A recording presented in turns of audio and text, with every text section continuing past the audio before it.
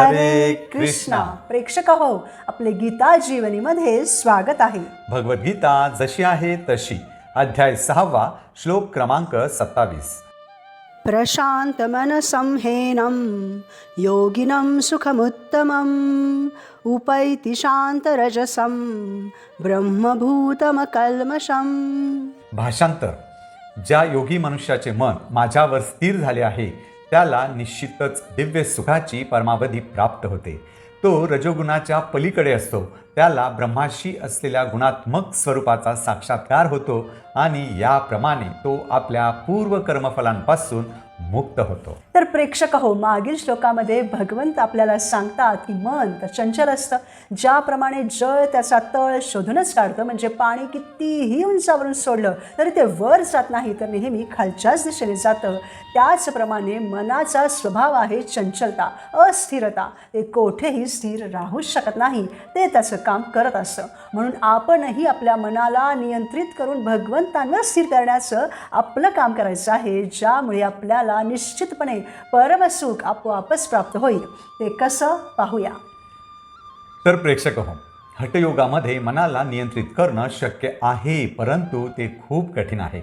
म्हणून तर अर्जुनानं ते नाकारलं होतं ना. म्हणून भगवंतांच्या सेवेद्वारे, भक्तीद्वारे जो त्याच्या मनाला शांत करतो, स्वतःचं मन श्रीकृष्णांवर स्थित करतो, तोच दिव्य सुखाच्या सर्वोच्च स्थितीला प्राप्त करू शकतो. त्याला मिळणाऱ्या आनंदापुढे दुसरा कुठलाही आनंद नाही. म्हणून आपण आनंदी होण्याचा प्रयत्न करू नये, तर जीवनात उद्देश पूर्ण होण्याचा प्रयत्न केल्यानं, म्हणजे परम आनंदाचे स्रोत असलेल्या भगवान श्रीकृष्णांच्या सेवेमध्ये स्वतःला निमग्न केल्यानं आपल्याला आपोआपच परम आनंद प्राप्त होतो. नाहीतर या जगामध्ये कितीही प्रयत्न केले तरी तो परमानंद प्राप्त होऊच शकत नाही. उदाहरणार्थ, आपण बघतोच की प्रत्येक नात्यामध्ये काही ना काही सुख आहे, दुःखही आहे. तसेच नशा केल्यानंतर मिळणारं सुख खरं तर त्यात सुख नसतंच, तर थोड्या वेळासाठी दुःखाचं विस्मरण होत असतं इतकंच. म्हणजे नशेतील ते तथाकथित सुखही दुसऱ्या दिवशी नशा उतरल्यावर संपणार असतं. किंवा आपल्या इंद्रियांद्वारे आपण मिळवत असलेलं सुख, या सर्व भौतिक सुखांना अंत आहेच. म्हणून भगवंतांनी आनंद घेण्याचे अधिकृत प्रकार बनवलेले आहेत. उदाहरणार्थ, खावं तर कृष्ण प्रसाद, ऐकावं तर कृष्ण कीर्तन, बघावं तर कृष्ण रूप इत्यादी. याद्वारे आत्म्याचं परमात्म्याशी विसरलेलं नातं पुन्हा प्रस्थापित होतं. आत्म्याचं परमात्म्याशी जे नातं आहे त्यापेक्षा कोणतंही नातं मधुर असूच शकत नाही, कारण हा संबंध या जीवनाबरोबर संपत नाही, तर तो अनंत आहे. त्यासाठी आपण आपलं मन श्रीकृष्णांवर स्थित केलं पाहिजे. त्यानं आपल्याला दिव्य आनंद प्राप्त होतोच. काही नास्तिक लोक विचार करतात की ही केवळ कल्पना आहे, परंतु ही कल्पना असती तर बुद्धिमान मनुष्य जे आध्यात्मिक पथावर अग्रेसर होत आहेत त्यांनी तसं केलंच नसतं, कारण ते निरंतर या दिव्य सुखाला प्राप्त करीत आहेत. म्हणून ते इतरांनाही निस्वार्थपणे त्या भक्तिपथावर प्रगत होण्यासाठी सहाय्यही करीत आहेत.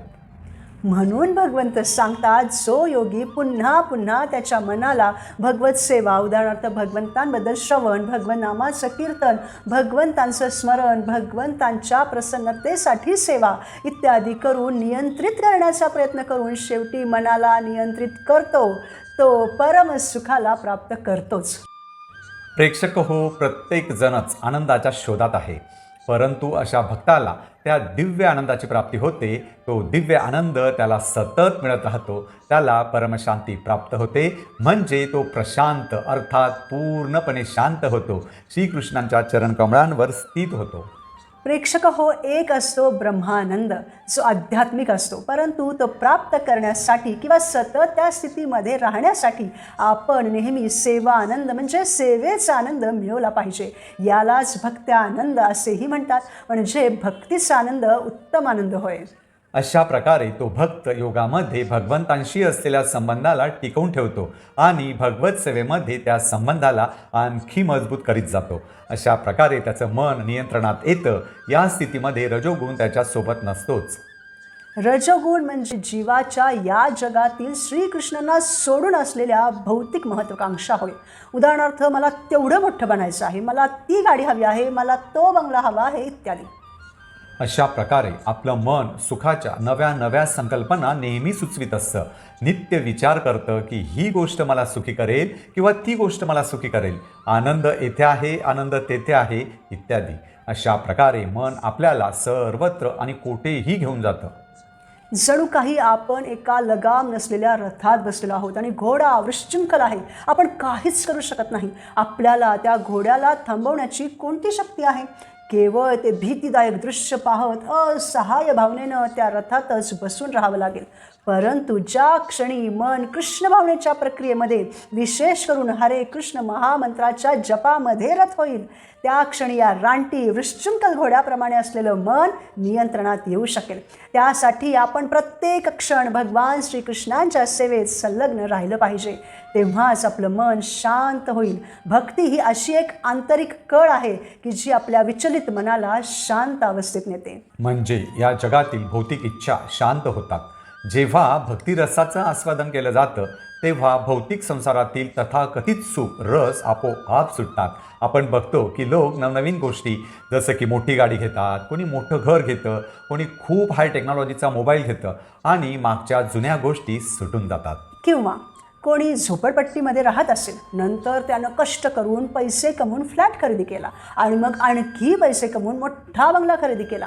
आता तो मोठ्या गाडीतून कंपनीमध्ये जातो, परंतु त्याच्या लक्षात असतं की एक दिवस तो झोपडपट्टीमध्ये राहत होता. परंतु आता त्याला त्याबद्दल आसक्ती नसते, ती आपोआप सुटून जाते.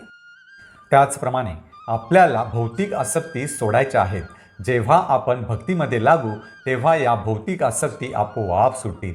जेव्हा आपण भगवद्गीतेच्या या ज्ञानाला समजून जीवनामध्ये त्याप्रमाणे आचरण करू तेव्हा आपण भक्तीमध्ये प्रगती करू. तेव्हा आपण भक्तीतून कधीही भौतिक जगाकडे परत येऊच इच्छिणार नाही. कोणी कचऱ्यातून उठून पुन्हा कचऱ्यामध्ये जाऊ इच्छित नाही, त्याप्रमाणे. म्हणून जोपर्यंत मनुष्य भगवंतांशी संबंध पुन्हा स्थापित करत नाही तोपर्यंत तो दिव्य आनंद प्राप्त करूच शकत नाही आणि त्याचं मनुष्य जीवन व्यर्थ जातं. परंतु भक्ती मार्गावर रजोगुणामध्ये मिळणाऱ्या आनंदापेक्षा जास्त पराकोटीचा आनंद मिळतो. दिव्य सुखाची परमावधी प्राप्त होते. परंतु तेच आपण आपल्या भौतिक इच्छांना पूर्ण करण्यानं आनंद मिळत नाही. कारण इच्छा अनंत आहेत. सर्वात मोठी इच्छा बद्ध जीवाच्या आतमध्ये राहते, ती म्हणजे मी भगवंत आहे. हीच इच्छा त्याला पूर्णपणे नष्ट करते. म्हणून भगवंत सांगतात की गुणात्मक रूपानं मनुष्य त्यांच्याशी एकरूप आहेत, परंतु परिमाणात्मक रूपानं नाही. कारण भगवंत ही सतचित आनंदी आहेत आणि आपणही सतचित आनंदी आहोत, परंतु परिमाणानं नाही. म्हणजे आपण समुद्राच्या पाण्याचा एक थेंब आहोत, तर भगवंत अनंत महासागर आहेत. योग्याला, भक्ताला हा भगवंतांशी गुणात्मकदृष्ट्या एकरूप असल्याचा साक्षात्कार झालेला असतो आणि त्यामुळं तो त्याच्या पूर्व कर्मफळांपासून मुक्त होतो. प्रेक्षक हो, आपल्या कर्मामुळेच आपल्या जीवनामध्ये अनेक दुःखे येतात.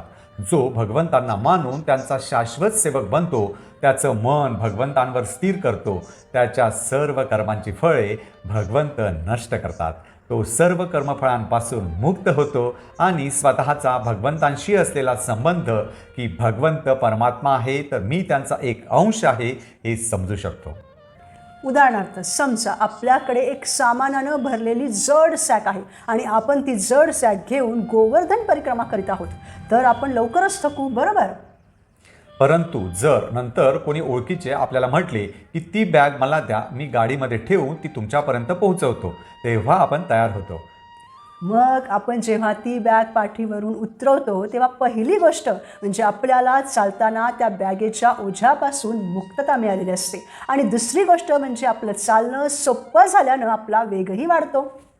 त्याचप्रमाणे आपल्या कर्मांची बॅग घेऊन आपण जेव्हा भक्तिमार्गावर चालू लागतो तेव्हा आपला वेग अर्थातच कमी असतो, परंतु तरीही आपण उत्साहानं भक्तिमार्गावर चालतच राहिलो आणि भक्तिमय सेवेमुळे जेव्हा हळूहळू पाप आणि पुण्याच्या कर्मांचं ओझं क्षीण होऊ लागतं आणि एक स्थिती अशी येते की ते पूर्ण ओझं रिकामं होऊन जातं आणि आपण आणखी उत्साहानं या भक्तिमार्गावर चालत राहू शकतो.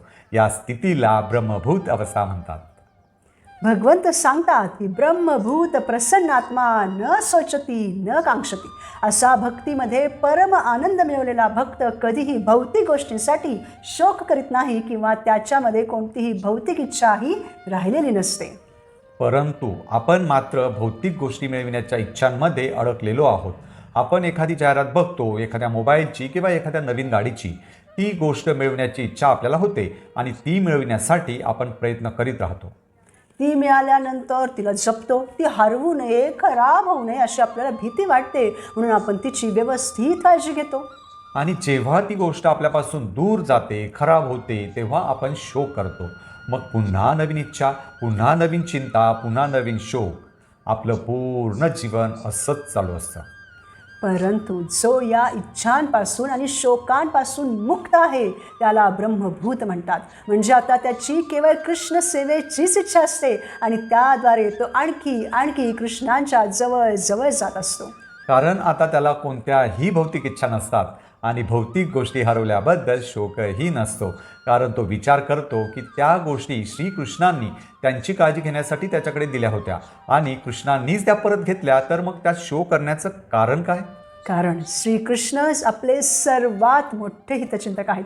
त्यांना आपल्यासाठी काय योग्य आहे आणि काय अयोग्य आहे हे चांगल्या पद्धतीनं माहीत असतं.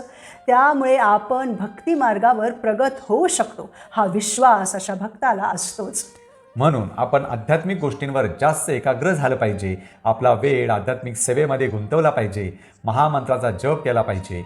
श्रवण, कीर्तन, भगवत भक्तांचा संग, भगवत प्रसाद या गोष्टी करून मनाला भगवंतांवर एकाग्र केलं पाहिजे. तेव्हा जे काही आपल्या मनामध्ये कल्मश असतात, आपल्या कर्मांची फळं, ती सर्व निघून जातात.